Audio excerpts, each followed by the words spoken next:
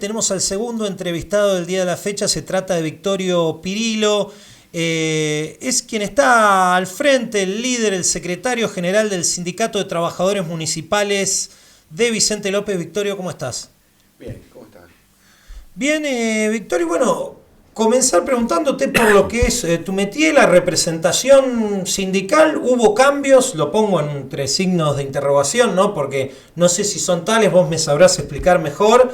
En la CGT hay una nueva cúpula de la CGT, sé que estuviste presente allí en la designación. ¿Y qué pensás al respecto de esta renovación? Decime si es tal o no. No, particularmente pienso que no hay ninguna renovación. Yo lo dije, los actores actuales son puestos por los que estaban, porque los que estaban no pueden seguir estando al frente debido a esta crisis de representación que hay y a los problemas que se generan, ¿no? La falta de credibilidad. Pero en sí, esta licuadora dirigencial son los mismos que en el gobierno de Menem han acordado la flexibilización laboral. Los gordos, que se llamaban gordos. Sí, ya hay gordos por todos lados, ¿no? En la Claro, CTA hay gordos, en la CGT, en todos lados hay gordos. Pero, y son los que estuvieron vinculados al tema de la Banelco, ese escándalo horrendo, también en el gobierno de la Rúa, y son los que también llevan un modelo de reforma laboral preacordada a la rural, nada más y nada menos, cuando Macri era presidente, que se frustró por distintos motivos y no llegaron a ningún acuerdo. O por ahí a Macri no le dio, digamos, el tiempo suficiente como para poder retocarla o impulsarla. Ya había salido herido un poco con la ley previsional y ante un gobierno que pensaba que podía sostenerse y ya hablaba de un segundo mandato y en el último año fue la hecatombe, el declive, ya era tarde para cualquier tipo de reforma. Pero, ¿qué quiero decir con esto? De una forma u otra, son los mismos actores de siempre, no veo que haya cambios. Y si no hay cambios y la forma de pensar es la misma, no creo que se modifique mucho sustancialmente la reforma que en algunos momentos de este último periodo de la Argentina se haya impulsado, se haya querido impulsar y fracasó. Tendrá algunos maquillajes nuevos y el gobierno utiliza esta técnica de tirar para ver qué es lo que pasa, cuáles son los artículos que podrían tener mayor resistencia, cuáles son los que pasarían, y dentro de ese combo consensúa con los empresarios y ve lo que le gusta a la dirigencia sindical, lo que menos le molesta, y creo que en ese sentido el 15 de diciembre tratará de impulsarle, si no en la primera sesión extraordinaria. ¿Crees que esta reforma va a ser más consensuada de lo que dicen, que no va a ser la debacle? Porque escuchamos, no sé, por ejemplo, al kirchnerismo, escuchábamos recién a Sofía Banelli, ya ponen si bien todavía no saben la letra chica de los artículos de esta reforma, ni cuándo se va a tratar, ya ponen una alerta ahí por cómo es el gobierno de Javier Milei. ¿Vos creés que no va a ser algo como, no sé, por trazar un ejemplo, la reforma jubilatoria de Macri, que terminó con incidentes en Plaza de Mayo y demás? No creo, porque lo tienen bien calculado el tema. Primero que están en el mismo periodo en el que estuvo Macri y presentó su pretendida modificación y frustrada modificación a la ley previsional. No creo que vuelvan a cometer el mismo error. Ellos están convencidos de que, como están, tienen chance de tener un segundo mandato, y creo que estratégicamente para ellos sería mucho más viable, si tuvieran reelección, hacerlo en los primeros meses de su próximo gobierno, no ahora. En general sos de escribir mucho, de hacer notas de opinión, analizando la actualidad. ¿Qué es lo que viste este año? Porque uno escuchaba a ciertos referentes del peronismo o a la militancia y parecía que el gobierno de Milei no no llegaba a fin de año y ahora todo lo contrario, parece que como que en el país no pasase nada, ¿no? Como que las noticias pasan más por el fútbol o por lo que pasa internacionalmente que por Argentina. Ganó Milei, se calmó todo, se calmó el dólar. ¿Cuál es la verdad? ¿Las elecciones taparon una crisis? ¿No había tal crisis? ¿La exageraron los peronistas? No, hay una disputa por el Estado, por el manejo del Estado. Creo que, bueno, el kirchnerismo, que ha manejado durante muchos años el Estado y tiene todavía hoy muchos nichos con cuadros políticos, las segundas y terceras líneas de prácticamente todos los ministerios siguen siendo respondiendo al kirchnerismo, se resiste a perder esa cuota de poder importante que es nada más ni nada menos el manejo del Estado.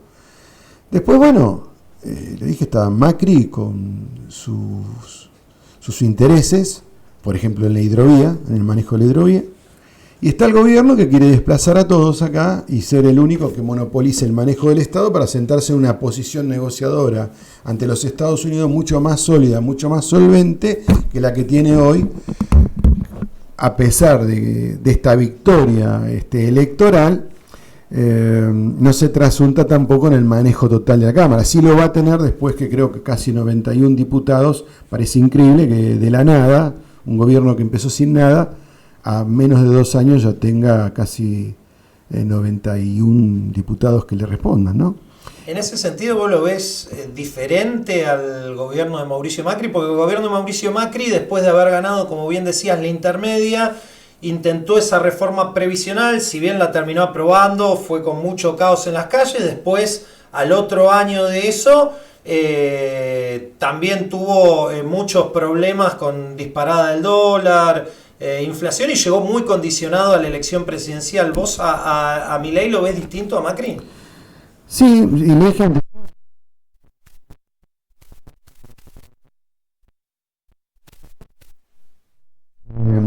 terminó generando más recursos para los movimientos sociales con Stanley que el propio kirchnerismo. Y acá lo que la gente tiene que entender es que el apoyo de los Estados Unidos es clave en el sostenimiento de este gobierno, y el sostenimiento del gobierno no es un sostenimiento económico, es un apoyo bélico.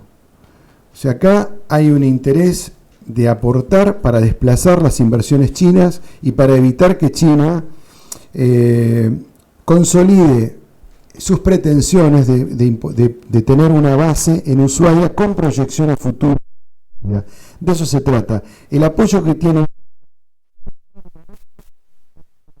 es un apoyo bélico, no es un apoyo, digamos, económico que responda a un plan económico de apertura de mercados o de consolidación de su moneda o de consolidación de su economía. Pasa por ahora exclusivamente por eso. Lo que pasa es que Milei sirve todo ese esquema que era de centro izquierda, la geografía del centro izquierda de los países linderos, ¿no? Fue modificándose a tal punto que hoy Bolivia tiene otra representación. Chile, quedan solo Lula, Chile, la candidata del entonces ya es otro escenario que también lo complica a Milei, porque no pasa a ser único y pasa a ser uno más de otros tantos que tienen un valor estratégico importante. Hay que ver dentro de este esquema estadounidense nuevo, de esta guerra comercial entre China y los Estados Unidos, cómo prospera. Lula está acorralado, práctico, no fue belicoso con la industria nacional, tiene un respaldo del empresariado nacional. Ese respaldo del empresariado nacional, que él supo dividir bien, se preservó el poder político para decir lo que quiera, apoyar con discursos de izquierda, lo que sea, pero el país económicamente va por otro canal diferente de lo que él ideológicamente piensa, pero no han perdido los mercados, han ganado los mercados, y hoy tiene una industria terrible que hasta hace portaaviones y hace aviones de guerra, ¿no? Con los suecos, con los franceses. Cuando nosotros en el 67 era al revés, nosotros éramos lo que es hoy Brasil, y Brasil en esa época, en la década del 60, era lo que nosotros somos hoy.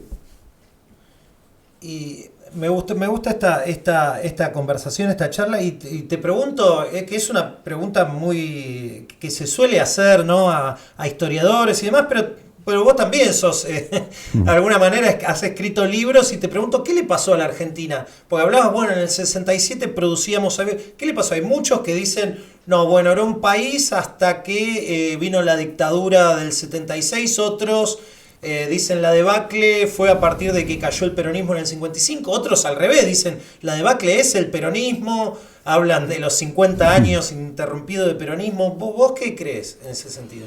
No, hubo un plan estratégico clave, con una figura muy importante que fue la de Henry Kissinger en la década de los 70, y anterior a eso, la política norteamericana era de generar golpes de Estado e interrumpir procesos democráticos en toda la región. El más clave o el más resonante fue el de Salvador Allende, que terminó con la muerte de Allende en la Casa de la Moneda. Sí.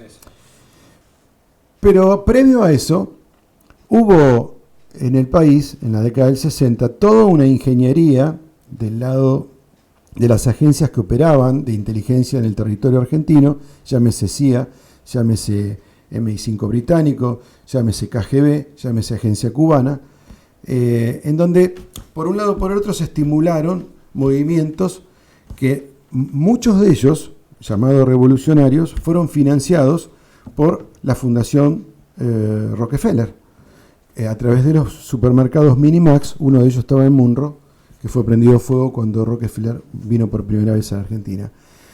¿Qué quiero decir eso? Que se generó la acción con los movimientos insurreccionales para justificar la contrarreacción, que era la represión del Estado. Cuando a la sociedad se le mostró en un momento determinado esa guerra entre facciones, se ocultó la verdadera guerra, que la verdadera guerra fue apuntar a destruir la clase media argentina, que era el motor de la Argentina, y la industria, su industria, y llevar, después de la caída de Isabel, una deuda externa que estaba rondando los 6.700 millones de dólares a casi 50.000 millones de dólares, y como eso no alcanzó, generó un escenario de guerra como el de Malvinas, que terminó por humillar a las Fuerzas Armadas, que siempre tenían un lema, que la bandera argentina jamás así había sido atada al carro de ningún vencedor. Bueno, una de nuestras banderas está en Londres, fuimos derrotados.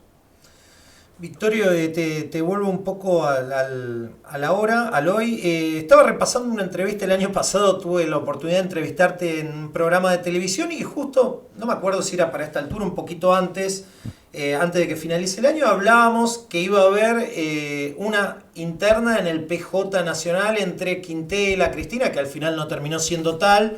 Yo en ese entonces te había preguntado si vos ibas a participar. Dijiste que no rotundamente, que era una farsa. Circo, era una farsa, que bueno, terminó siendo así porque Quintela no se presentó ahora. No, y terminó visitando a Cristina. Sí. Y ahora se vuelve a poner sobre la palestra al peronismo, ¿no? Después de haber perdido este año, se critica la conducción de Máximo Kirchner en la provincia, de la propia Cristina, que está con prisión domiciliaria. ¿Qué crees que va a pasar en el peronismo? No, primero, hay que diferenciar kirchnerismo de peronismo, que son dos cosas completamente distintas. El kirchnerismo